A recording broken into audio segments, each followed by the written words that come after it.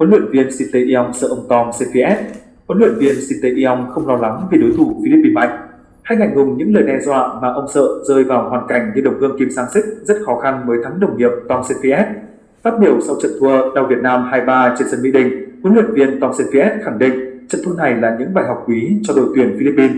Trận cuối cùng tại Bungkano, chúng tôi nỗ lực làm những điều tốt nhất để đánh bại Indonesia.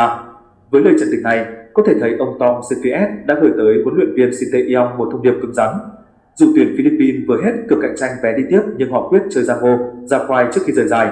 Quan điểm của ông Tom CPS rất rõ ràng với mong muốn giúp các học trò phục hồi tinh thần để tìm một chiến thắng ở vòng loại thứ 2 World Cup 2026. Nó không giúp Philippines đi tiếp, nhưng sẽ tiếp thêm khí thế cho cuộc hành trình chinh phục ngôi vô địch AFF Cup vào cuối năm 2024 và săn tầm vé đi ASEAN Cup 2027. Ở vòng loại khác, theo kế hoạch từ nay đến cuối năm, đội tuyển Philippines sẽ tìm kéo chất lượng đá giao hữu quốc tế nhằm mài ruộng móng vuốt. Huấn luyện viên Tom CPS nắm đội tuyển Philippines đá 3 trận toàn thua Iraq 0-1, 0-5 và thua Việt Nam 2-3, nhưng họ cũng có những tiến bộ đáng kể, nhất là qua trận chơi ngăn ngửa với tuyển Việt Nam tối 6 tháng 6 trên sân Mỹ Đình. Và lời tuyên chiến sẽ thắng Indonesia là một thách thức cho huấn luyện viên Sintey Iong. Trong khi đó, cái cách Indonesia thể hiện ở trận thua Iraq 0-2 cho thấy học trò huấn luyện viên Sintey Iong nỗ lực không tới nơi tới chốn. Có lẽ họ ưu tiên hàng đầu là bảo toàn lực lượng để đánh bại Philippines trong lượt trận cuối. Huấn luyện viên Sintey Iong hiểu rằng nếu cho cầu thủ Indonesia bung sức đá với Iraq thì chẳng khác nào húc đầu vào tường để rồi chuốc lấy chấn thương và thẻ phạt, hao tổn lực lượng cho trận tiếp Philippines. Tuy nhiên, những gì Philippines thể hiện tại Mỹ Đình tối 6 tháng 6 đã cho thấy họ không phải là đối thủ dễ chơi.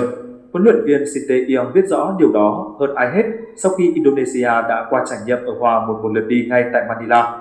Lâu nay Indonesia thường giành phần thắng khi chạm trán với Philippines, nhưng bây giờ họ đang có một huấn luyện viên châu Âu dẫn dắt thì câu chuyện hoàn toàn có thể khác đi. Philippines cho thấy mình rất lợi hại và nếu các chân sút chỉn chu hơn thì đã hơn 2 lần phá lưới tuyển Việt Nam. Hơn nữa, các tuyển thủ Philippines dưới trướng huấn luyện viên Tom CPS không bao giờ có ý định dễ dãi khi còn trong cuộc chơi, dù đã hết cơ hội. Họ luôn tôn trọng đối thủ và tranh thủ cọ sát. Mặt khác, Philippines cũng muốn thắng, thầy trò huấn luyện viên Sintey Iong để tự tin hơn trong cuộc giải đấu vào cuối năm nay ở AFF Cup khi cùng bảng B với Việt Nam và Indonesia. Nên nhớ, Philippines có tâm lý thoải mái hơn Indonesia trong thế phải thắng và sự thực dụng của huấn luyện viên Tom CPS có thể gây khó khăn cho Indonesia chủ sân Bungkano. Và trong trường hợp Indonesia không thắng được Philippines trong lúc tuyển Việt Nam thắng chủ nhà Iraq thì chính thầy trò huấn luyện viên Sintey Iong sẽ dừng cuộc chơi.